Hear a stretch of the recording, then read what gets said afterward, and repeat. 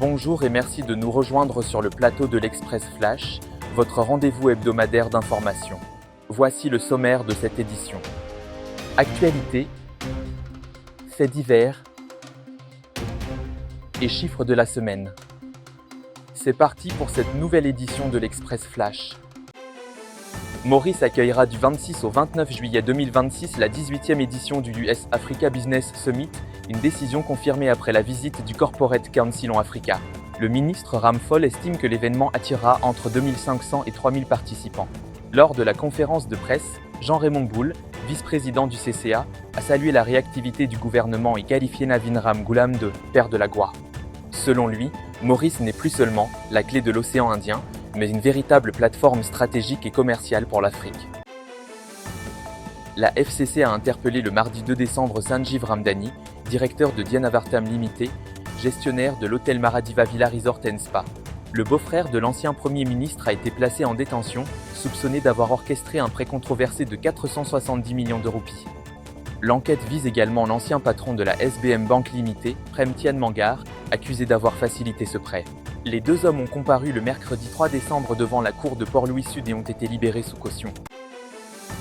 Un grave accident s'est produit le mardi 2 décembre à Debra Road, New Grove. Un camion est entré en collision avec une moto, tuant le motocycliste Stéphane Coulon, 27 ans, habitant Saint-Hubert. Une foule en colère a nécessité l'intervention de la SSU pour rétablir le calme. Le père de la victime explique que Stéphane devait se fiancer le 20 décembre et réclame justice. Le conducteur du camion, 34 ans, s'est réfugié dans une usine avant d'être arrêté. Entre janvier et novembre 2025, les autorités ont enregistré 5233 incidents en ligne, révélant une hausse marquée des formes de cyberviolence à Maurice. Le harcèlement en ligne domine largement avec plus de 1400 cas, soit plus de 5 signalements par jour, touchant surtout les femmes. Le cyberharcèlement, le scam, ainsi que l'usurpation d'identité figurent également parmi les catégories les plus fréquentes.